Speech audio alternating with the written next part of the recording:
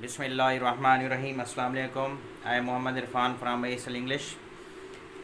आज का हमारा टॉपिक है प्रेजेंट इंडेफिनिट टेंस।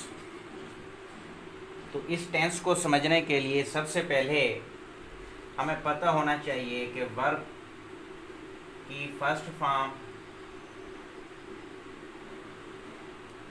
और वर्ब की फिफ्थ फॉर्म में क्या फ़र्क है।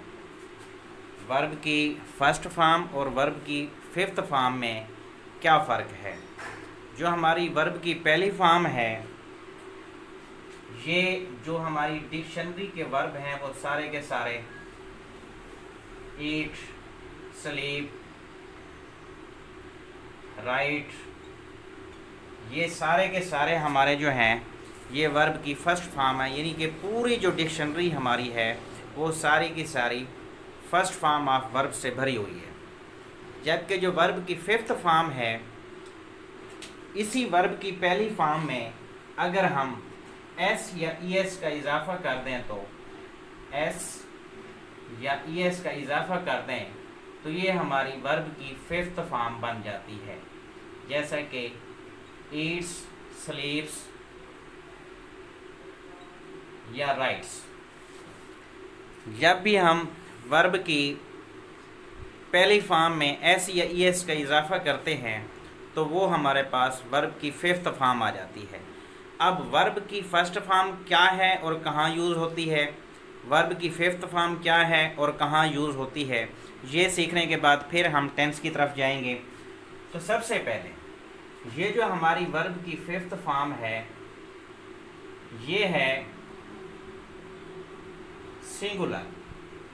सिंगुलर फॉर्म, जबकि जो वर्ब की फर्स्ट फॉर्म है वो है प्लूरल फॉर्म। वर्ब की प्लूरल फॉर्म यानी कि जब हम प्रेजेंट इंडेफिनिट टेंस का सेंटेंस बनाते हैं, जैसा कि मैं कहता हूँ कि वो पढ़ता है, तो मैं लिखूँगा ही रीड्स। अगर मैं ये लिखूं कि वो पढ़ते हैं तो फिर इसकी इंग्लिश बनेगी दे रीड। तो ये है वर्ब की पहली फॉर्म और फिफ्थ फॉर्म में डिफरेंस।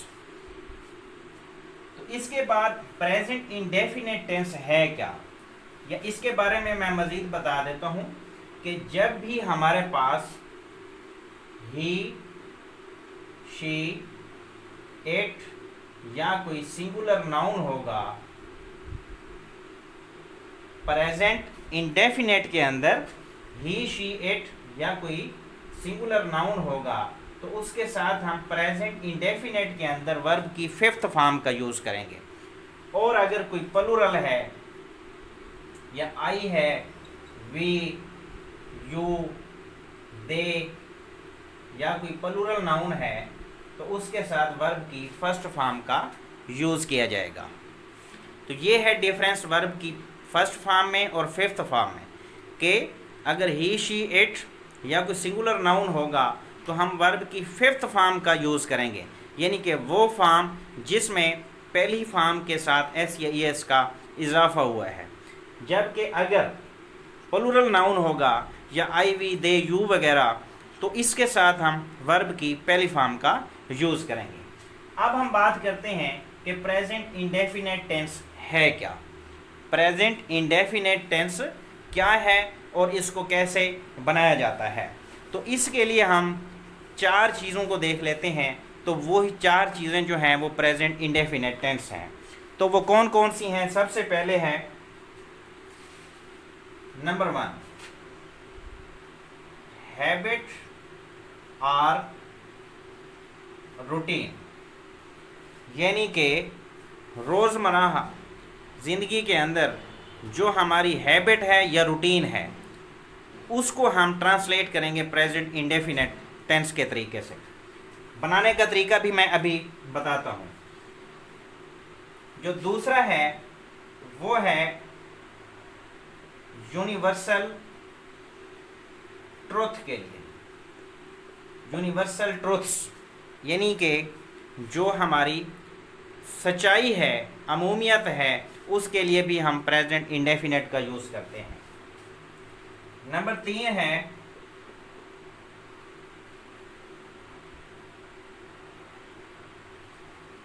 फिक्स प्लान,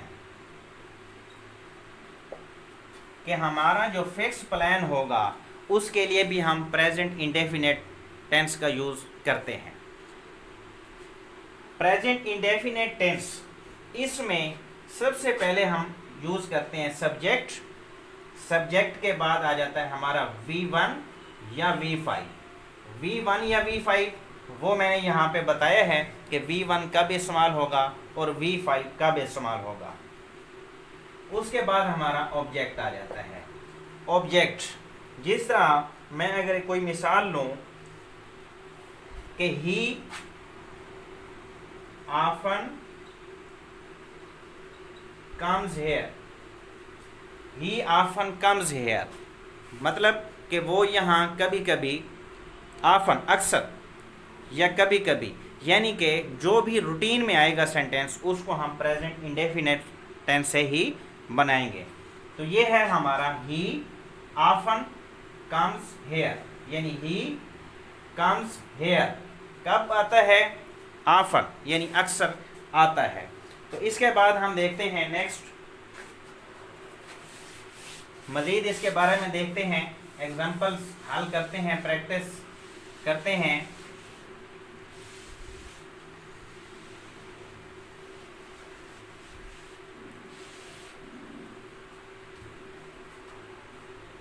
तो सबसे पहले है कि सब्जेक्ट के बाद V1 या V5, उसके बाद हमारा आ जाता है object.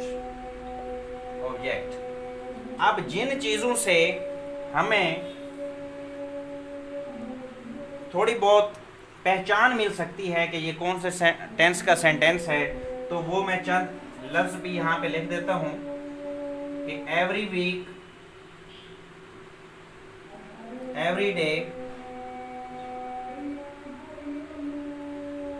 Daily, generally, often, always, usually. ये वो वर्ड हैं जिनसे हमें पता चलता है कि ये सेंटेंस जो है हमारा वो प्रेजेंट इंडेफिनेट सेंटेंस का है। तो अब हम इसके लिए एग्जांपल लेंगे, मिसालों से प्रैक्टिस करेंगे।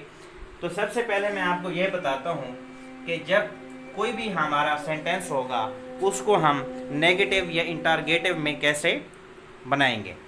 तो जैसा कि वो पानी पीता है, वो पानी पीता है, ही ड्रिंक्स वाटर, वो पानी पीता है। ये हो गया हमारा एफर्मेटिव सेंटेंस। एफर्मेटिव यानी मस्बत जुमला, ये है हमारा कि ही ड्रिंक्स वाटर, वो पानी पीता है।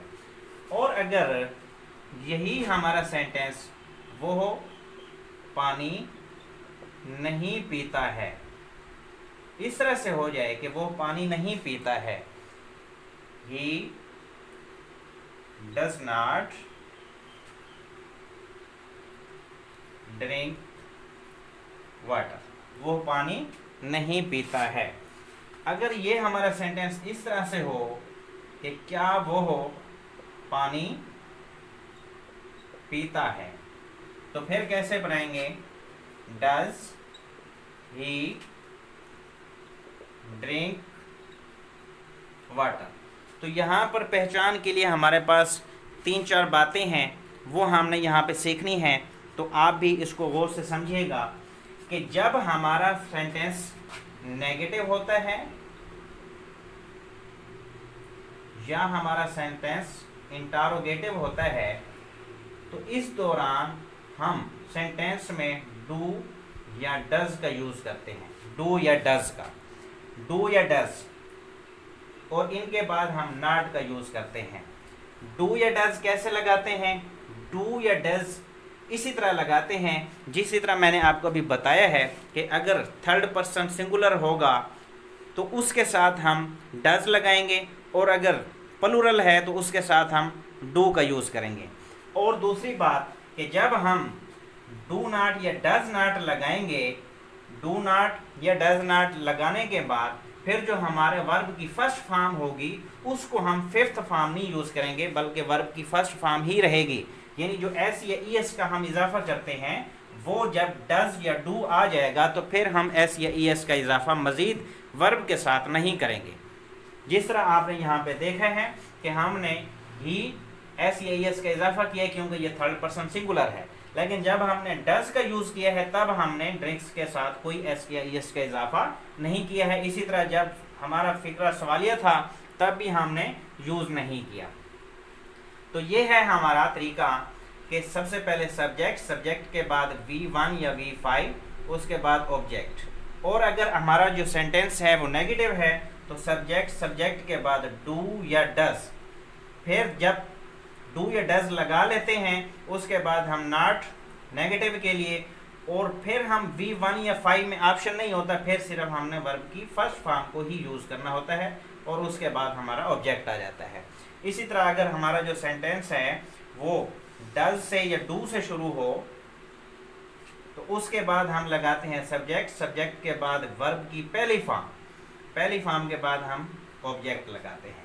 तो ये था हमारा आज का टॉपिक प्रेजेंट इंडेफिनिट टेंस, और इसी तरह हमने सारी सीरीज़ को ही हल करना है, पढ़ना है टेंस की सारी सीरीज़ को।